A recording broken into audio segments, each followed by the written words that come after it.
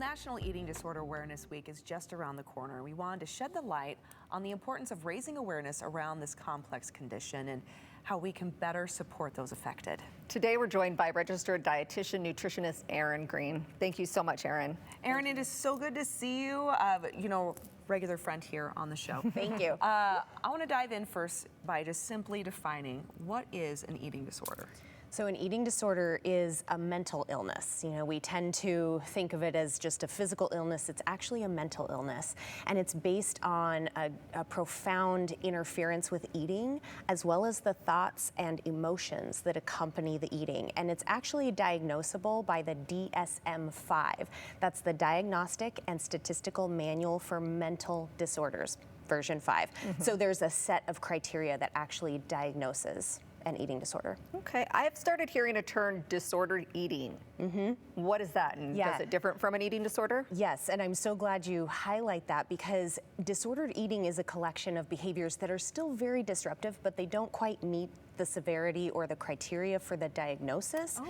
And sometimes people experience disordered eating, but they just haven't sought help or received a diagnosis. And so it could be that we see disordered eating behaviors that may qualify or may not qualify for an eating disorder diagnosis. Okay. Yeah. So with disordered eating, could that actually be a precursor to developing an actual eating disorder? Absolutely, and the signs and symptoms definitely overlap. And sometimes, again, it just doesn't quite reach that severity. And so, unfortunately, we live in this world where weight preoccupation, desire to be thinner, diet culture kinds of behaviors are so normalized that it can be really hard to detect some of those signs and symptoms and actually call it what it is, which is disordered eating, instead of just simple diet behaviors. Okay. Yeah. And I mean, eating disorders, they can really be misunderstood. Oh, right? Yeah, so absolutely. How would you describe the key signs or perhaps symptoms that somebody might be struggling with when they might be dealing with an eating disorder? Yeah, so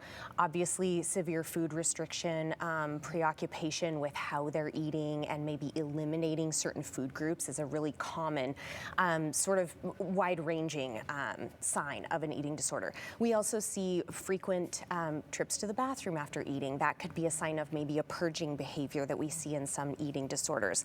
We might see individuals avoid social gatherings or eating in private and being very secretive about their eating disorders or about their eating behaviors. We also see physical symptoms, so symptoms that show us that the person might be malnourished, which would be like hair loss, dry, pale skin, maybe flaky fingernails or brittle fingernails.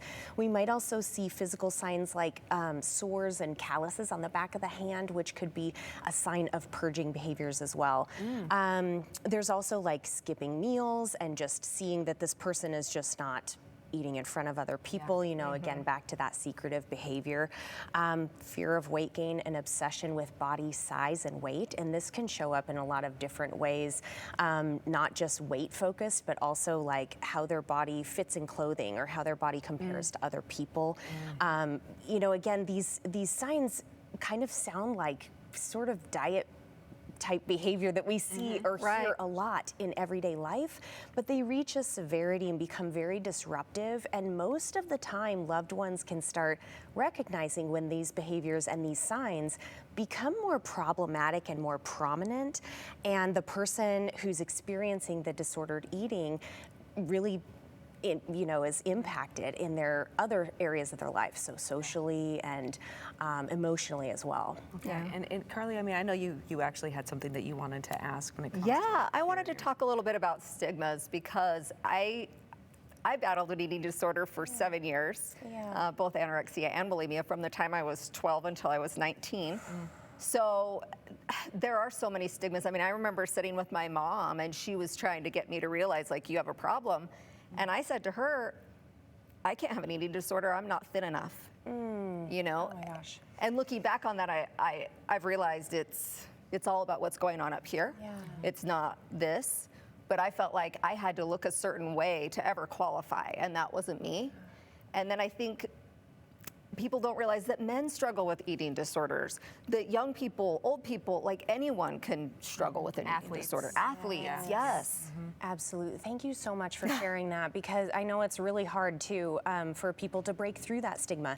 And as you pointed out beautifully, it doesn't matter the size of the person, the gender, the age, the energy level. As you talk about athletes, you know, we see this high performing athlete, they could also be struggling. Less than 6% of people with eating disorders actually are qualified as underweight in a medical setting. Wow. Really? Less than That's 6%. interesting. And so we tend to sort of picture in our minds, you know, and as you mentioned, they're prevalent in males too. And so we picture in our minds kind of these things to look for in people. I also think it's really important to recognize eating disorders aren't a choice that a person. Such a good point. Like, and it's something that has stuck with me, like deep inside, even since I've recovered. Like, I feel like it'll always kind of be my Achilles heel. Like, but I could never choose to have an eating disorder. Just like back then, it wasn't a choice. It just kind of was. Right? Just was. Yeah. And to recognize it for what it is, a severe mental illness, and not just a choice that somebody is trying to diet or trying to lose weight. If the person had the choice, they wouldn't be engaging in the eating disorder or the disordered eating behaviors. Well, and I also think that it's about control in other areas of their life. course, It's not really about the food. The food is kind of a symptom of a bigger it's problem. manifesting that way, right? but there's a root to the behavior. Yep, Yes. exactly. And so there's this wide-ranging sort of precipitating factors that, you know, we could you know, get into discussions about that. But overall, it's recognizing that the person isn't choosing this behavior, and you can't tell if somebody has an eating disorder just by looking at them. And in the medical community, I mean, that's a really important point that our medical providers need to be aware of the prevalence of eating disorders, the possibility that somebody sitting across from them could be suffering from an eating disorder, and that it's not just based on if a fat person is in a certain size of body. Exactly. Yeah. It's not numbers really. It's not really numbers. Carly, thank you for being so transparent. Absolutely. And honest. Yes. And Erin, greatly appreciate you. Where can our viewers go to learn more? So there's a number of resources on the web. There's anad.org, that's Association for Anorexia Nervosa and Associated Disorders. There's withall.org, that's a really great website that has a lot of great newsletter, conversation starters, that kind of thing. Eating Disorder Hope is another good one. And we have a local organization, Center for Change, that works with eating disorders in our community as well. Wonderful. That's great. Erin, thank you so much. And Carly, you. again, thank you. Really appreciate your bravery. Everyone, stick around. More to come here on Idaho Today right after the break.